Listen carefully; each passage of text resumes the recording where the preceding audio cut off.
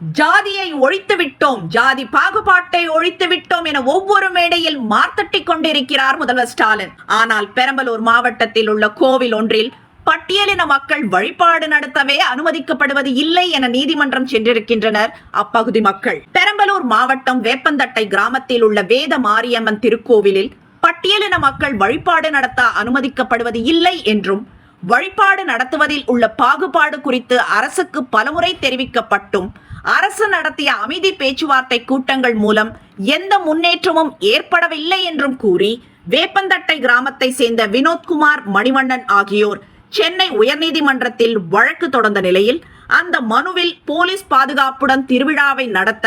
கடந்த ஆண்டு நடைபெற்ற அமைதி பேச்சுவார்த்தையில் முடிவெடுக்கப்பட்ட பின்பும் பட்டியலின மக்கள் வசிக்கும் தெருக்களுக்கு தேர் வருவது இல்லை என்றும், இந்த பாகுபாடு காரணமாக பட்டியலின மக்கள் வழிபாடு நடத்த முடியாமல் உள்ளதாகவும் தெரிவிக்கப்பட்டிருந்தது. இந்த மனுவை விசாரித்த உயர்நீதிமன்றம், நீதிமன்றம் போடும் எந்த உத்தரவையும் காவல்துறையினர் பின்பற்றுவது கூட இல்லை என்று தங்கள் அதிருப்தியை வெளிப்படுத்தி, ஏற்கனவே இதுபோன்ற சம்பவங்கள் கடந்த 2 ஆண்டுகளில் அதிகரித்துள்ளதையும் சுட்டிக்காட்டி, கோவிலில் வழிபாடு நடத்துவதில் சம உரிமை நிலைநாட்டப்பட வேண்டும் என்றும், ஏன் அந்த தெருக்களில் கோவில் தேர் செல்வது இல்லை என்றும் அரசு தரப்புக்கு கேள்வி எழுப்பியது. அப்போது அரசு தரப்பில் மனுதாரர்கள் வசிக்கும் தெருக்கள் குறுகலானவையாக உள்ளதால் அங்கு தேர் செல்வதில் சிக்கல் உள்ளதாக கூற,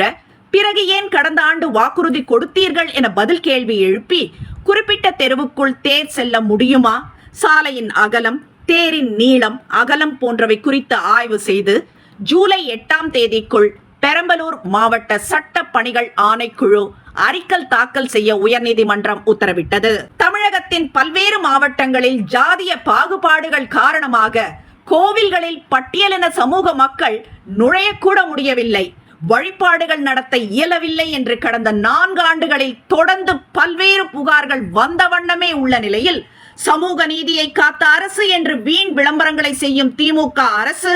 உண்மையிலேயே சமூக நீதியை காக்க தவறுவது ஏன் என்பது தான் மக்களின் கேள்வியாக இப்போது இருக்கிறது.